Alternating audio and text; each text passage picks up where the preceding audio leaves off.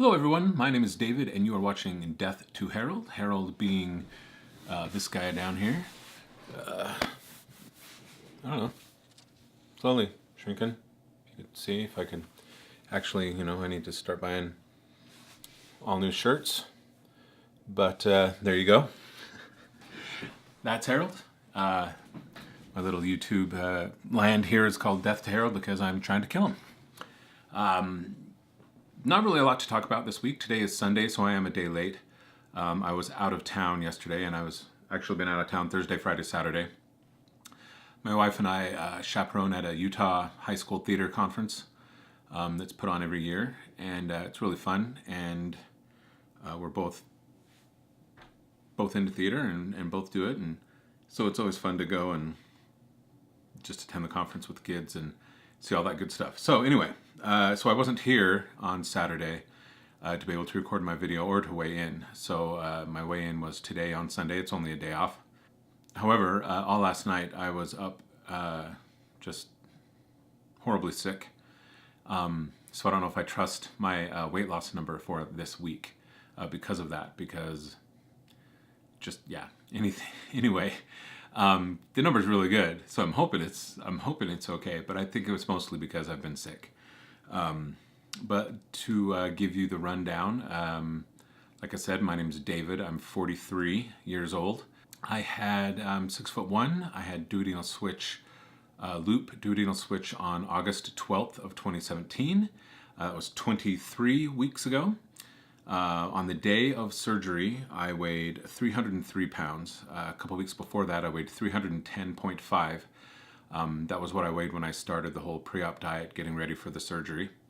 That's really the number I like to look at because that's really when I started the whole everything that my doctor was telling me to do that revolved around getting a duodenal switch. So that's what I look at is that 310.5, but I'll give you both numbers of my weight loss anyway.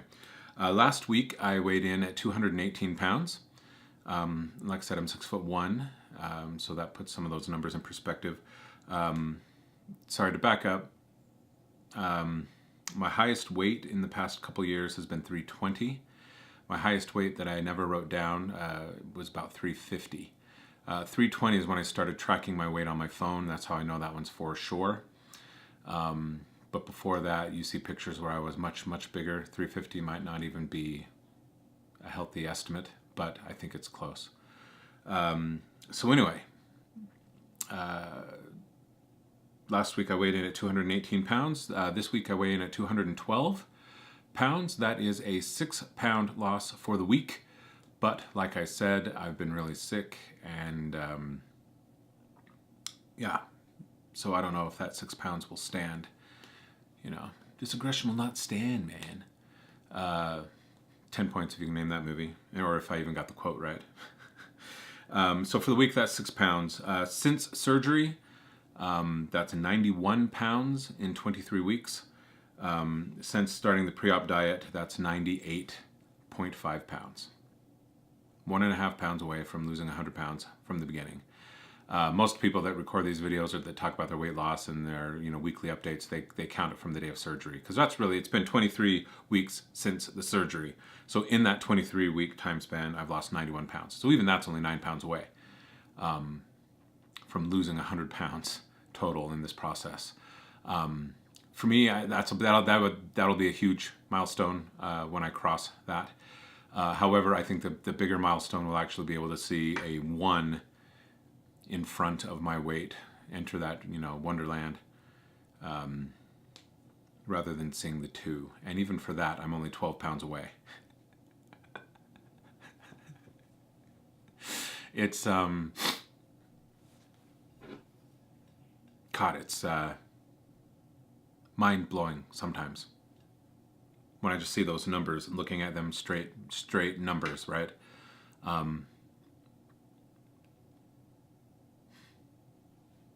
That's awesome.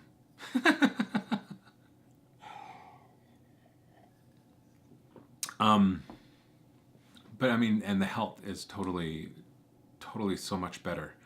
Going to this conference, the past, we've been attending that theater conference for the past, I don't know, 5 years. And I was always self-conscious, and if there were times, like, we always drive our car up there in case kids need to be shuttled to certain auditions.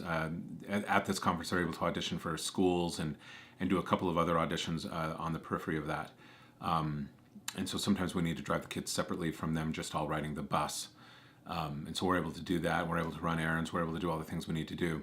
But sometimes I also have to ride the bus with the kids to get to a certain venue that's in the conference. But I've always been, really self-conscious, taking up space on the bus, taking up a lot of space on the bus.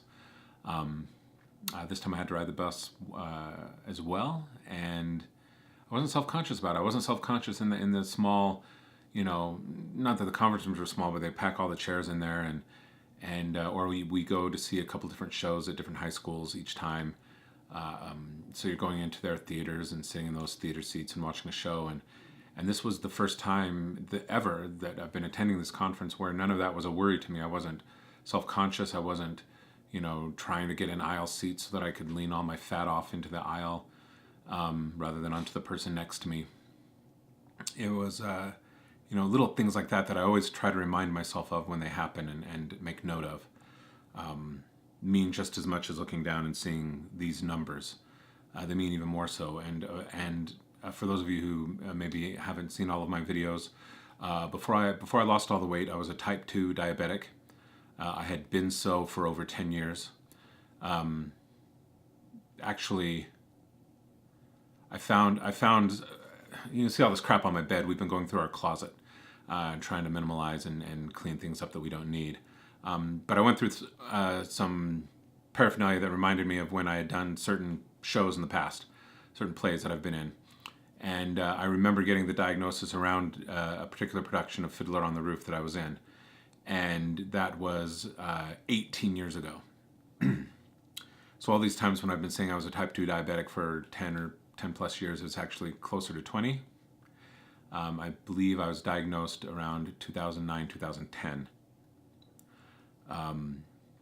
And before that diagnosis, I was diagnosed with CPAP. With sleep apnea. I needed a CPAP. And actually, that might have been the one that was around Fiddler, and then the diabetes came a little bit later. Either way, I didn't write down, dear journal, I got diabetes today. I didn't do that. I'm trying to be better now about keeping a journal, and now my battery's about to die. So I'm going to ride this out and see what happens if it dies. I'm trying to charge my other one because I knew that this one was close to being done. But anyway, I've been a diabetic for, let's round it and say 15 years. I've had sleep apnea for 18 years at least, because that diagnosis came first. The day of surgery, my diabetes was gone and has been gone ever since without medication. I quit all my medication the day before I had the surgery, and I have not needed it since. My numbers are perfect. My A1C is perfect. Not just perfect for a type 2 diabetic, but perfect for a normal person. My diabetes is gone because of this surgery. My need for a CPAP machine is also gone. That came later as I lost more weight. And I think I've already gone over that story in previous videos. But every time I see a number, every time I have a non-scale victory, like being able to sit in a theater seat next to high school kids and not feel self-conscious, all of these things are pluses. And I'm sorry I'm wrapping up the end of this really fast. It's just my battery is dying, and we're already approaching 9-10 minutes anyway. But things are going really well. This week, I'm trying to focus on getting my carbs lower, my protein higher, and getting hydrated. I think my hydration has been lacking, but I did better this past week, and I'm going to continue that this week. Thank you to everyone who's watching. Thank you for my new subscribers that have come. If anything I say can help you, if you have any questions, please don't hesitate to ask. I try to get to comments, even if it's just to click on it that I liked it, to say that I saw it. Life is busy. I try to get to it when I can, but thank you for watching, and I'll see you later.